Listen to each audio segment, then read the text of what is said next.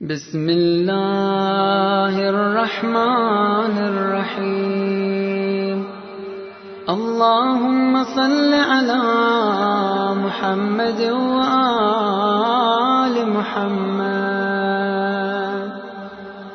بسم الله النور بسم الله نور النور بسم الله نور على نور بسم الله الذي هو مدبر الأمور بسم الله الذي خلق النور من النور الحمد لله. Mes frères et sœurs, il existe ce que nous sommes persuadés tous en tant que croyants, alam al-ghayb. Mais comment avoir la foi dans un monde que nous ne voyons pas? Ghayb veut dire qui n'est pas présent. Ghayb veut dire quelque chose qu'on ne maîtrise pas, c'est-à-dire qu'elle n'est pas visible dans le temps où nous sommes. Ça veut dire tout simplement, mes frères, Alam al-Ghayb, c'est un monde lointain, mais il est présent. Mais comment lointain? Je ne sais pas comment vous dire cela. Je vais essayer de l'exprimer de la meilleure manière. Que Dieu m'assiste. Quelqu'un qui a foi en Dieu, c'est quelqu'un qui a foi en livre de Dieu. Quelqu'un qui a foi en livre de Dieu, c'est quelqu'un qui sait que l'histoire, elle s'est construite du premier homme jusqu'au dernier. Et elle s'est construite encore du dernier jusqu'au temps où il n'y a pas de temps, le paradis, ou la proximité. C'est ce paradis qui est la proximité, ou qui est le paradis, ou qui est la proximité. Nous devons attendre pour le voir. Mais Alam al-Ghayb nous demande d'y croire. Alam al-Ghayb nous demande de croire en un temps qui n'est pas visible, mais qui est présent. Nous devons croire en Isa ibn Maryam, qui n'est pas visible, mais qui est présent. Nous devons croire en Sahib Zaman, qui n'est pas visible, mais qui est présent. Nous devons croire en l'enfer. Là, il n'y a pas beaucoup d'efforts à faire, vous n'avez qu'à sortir. Mais nous devons croire en la présence du paradis. Il y a deux solutions, mais la meilleure est celle par laquelle les prophètes ont opté, nos imams et les hommes de science et enracinés. C'est que la foi dans le al-Ghayb, dans le futur, je dirais, ou dans le Ghayb, ou dans ce qui est caché, pour eux, c'est une réalité. Ouais, je vais dire ça différemment. Le prophète parlait de l'actualité d'aujourd'hui, pas comme s'il était plus que ça. Nos imams, lorsqu'ils parlaient de l'événement qui allait venir, ils parlaient plus que comme s'ils étaient. À vous de comprendre. Si le prophète, si nos imams, si les anges, dans le niveau subtil de leur lumière, connaissaient l'homme, que dire de ceux qui ont enseigné aux anges? Je veux dire par là, si ceux qui connaissent et qui croient en Alam al-Ghayb, qu'ils le connaissent plus que comme s'ils étaient, par quelle voie nous pouvons y croire? C'est pas clair. un soleil qui se couche. Nous croyons qu'il va se lever. Et nous sommes en paix. Et nous allons vers nos demeures en paix. Le lendemain, il donnera ses rayons. La ishraq, il donnera se lever. Nous avons la certitude qu'il va se lever. Et il nous fera voir les choses dans la clarté. Et il nous fera voir, et c'est un serment, si vous le savez, combien qu'il est lourd, un serment de Dieu. Cette vision de Alam al-Ghaib, ou cette foi en Alam al-Ghaib, il y a deux solutions.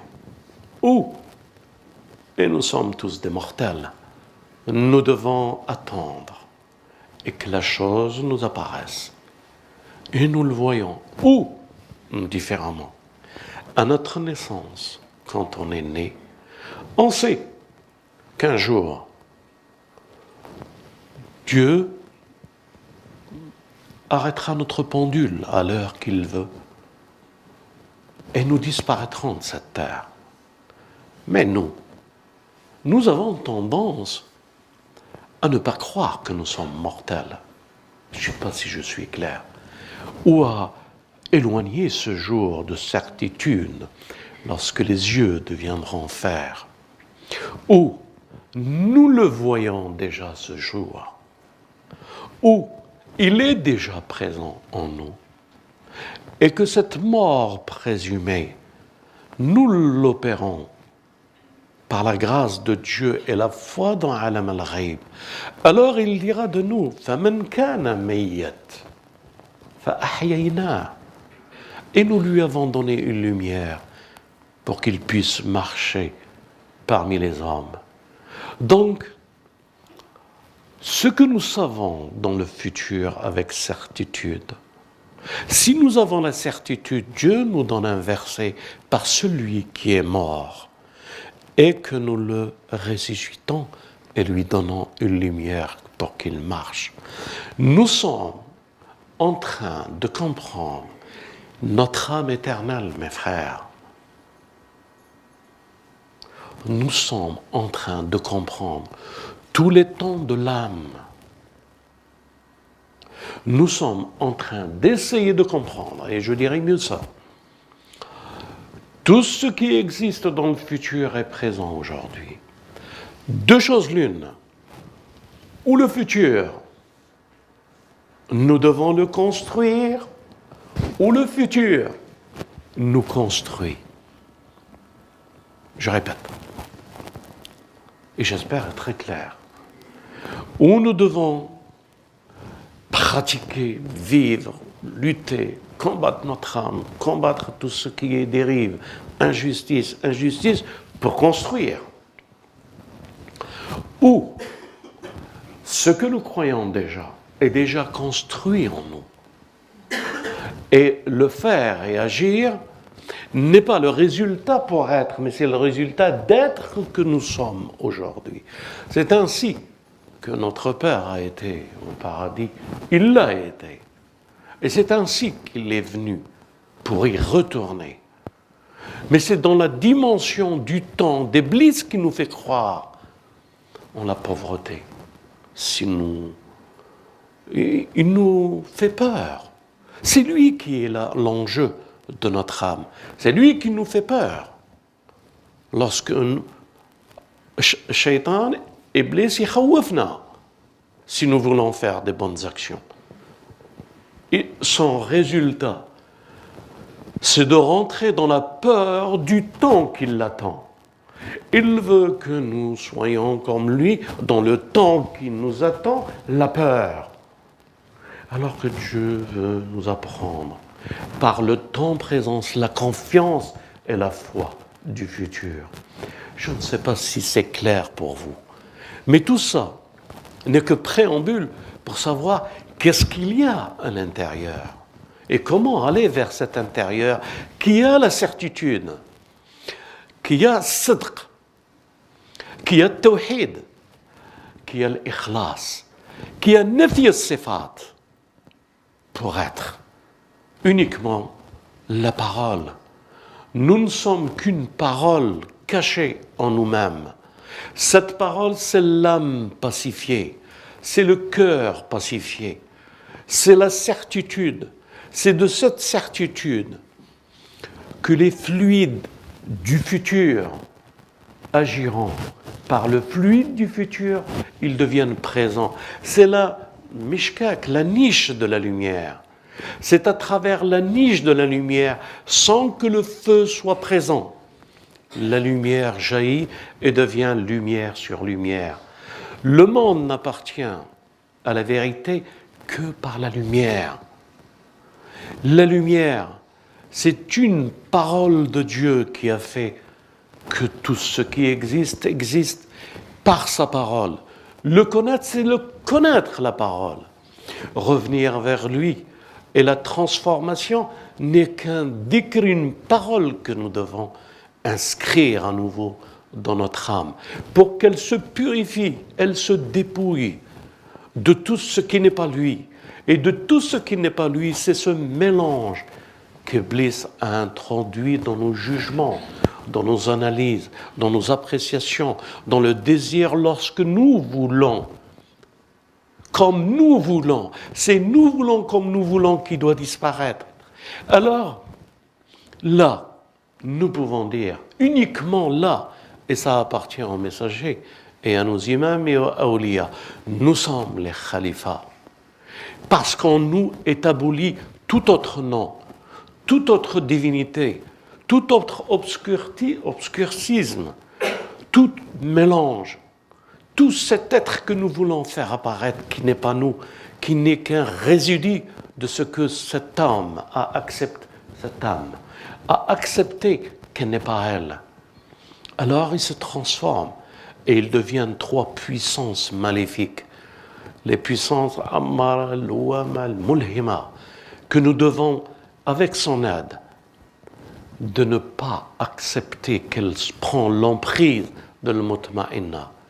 Dieu a dit فَأَلْهَمَهَا فُجُورَهَا وَتَقْوَاهَا قَدْ أَفْلَحَ مَنْ زَكَّاهَا وَقَدْ خَابَ مَنْ دَسَّاهَا. Mes frères et sœurs, qui sommes-nous? Et si tout ce que je viens de dire n'est qu'un préambule, quelle est la page que je dois tourner? Deux solutions, mes frères. Ou c'est une page de la parole, ou c'est une page que nous sommes en train d'écrire. Je répète pour que ce soit mieux. Ou c'est une page de la parole révélée, du livre qui est l'homme de Dieu, ou c'est une page qu'Iblis a écrit que nous voulons écrire avec lui. À nous de refuser d'écrire autre chose que ce que lui, il a écrit. Parce qu'il n'y a aucun prophète qui n'a pas été mandaté avec un livre, qui a écrit un livre. Tous les récits de l'âme n'est que la parole révélée. L'âme ne peut être écrite avec un crayon et une plume. L'âme ne peut être révélée qu'à travers la parole. L'âme est la parole. Lorsque Adam est tombé, il est revenu vers Dieu avec la parole. Tous les prophètes, lorsqu'ils ont eu une difficulté, ils sont revenus à Dieu avec la parole. Mais dites-vous, mes frères, quelle est la parole qui va vous faire connaître votre âme? Quelle est cette parole? Quelle est cette parole qui ramène le temps? Bien entendu, les salawats. Allahumma salli ala Muhammad wa ali Muhammad. Mes frères, lorsqu'on a évoqué ce sujet de la compréhension du mot salawat, nous avons compris que les salawats ramènent le temps. C'est clair ce que je dis? Nous avons compris salawat sur le message repousse le temps et abolit le temps d'Iblis et du mal. Et la parole devient ce qu'elle est par la lumière. Mes frères, aujourd'hui, pour connaître la parole, pour apprendre à la prononcer, d'abord, elle se trouve dans le livre. D'abord, il vous faut des efforts.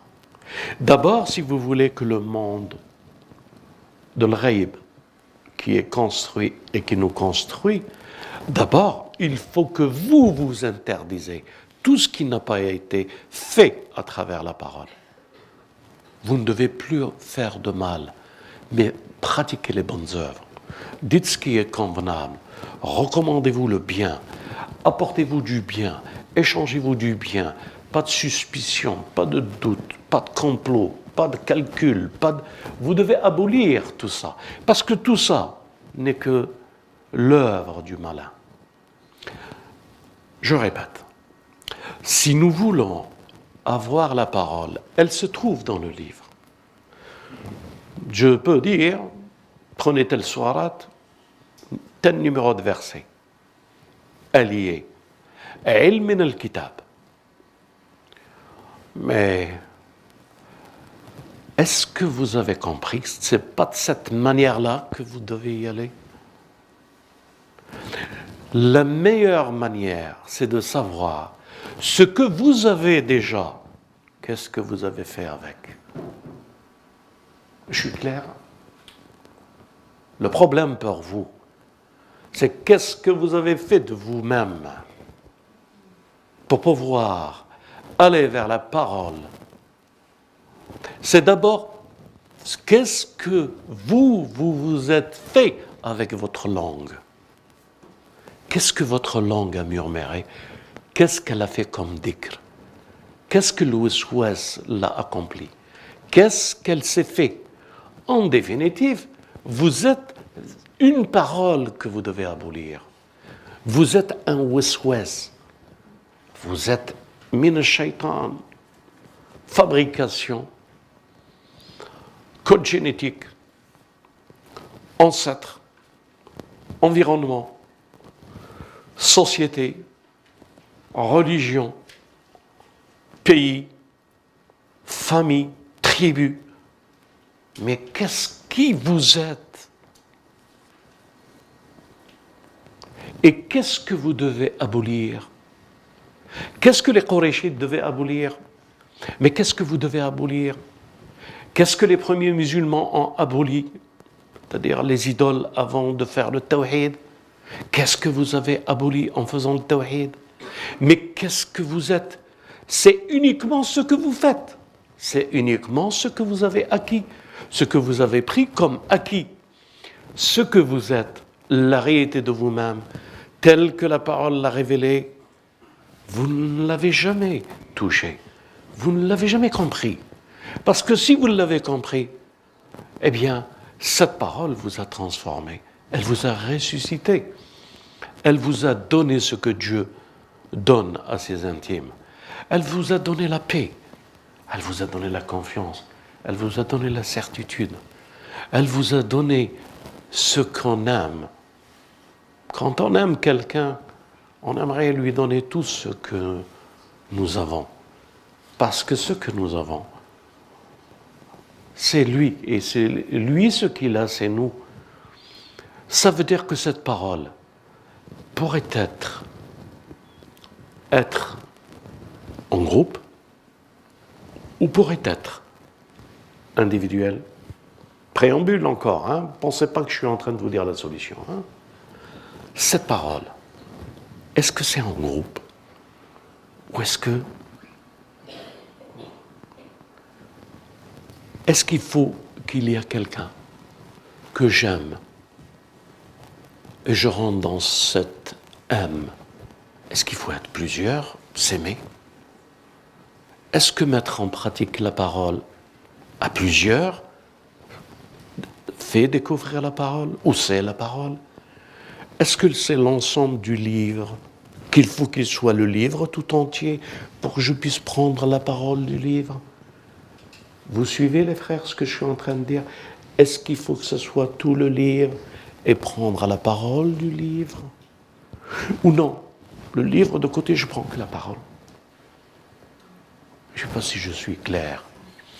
Est-ce qu'il faut prendre tout ce qui nous a été révélé et croire fermement et le vivre, ou prendre uniquement une partie du livre et rejeter l'autre?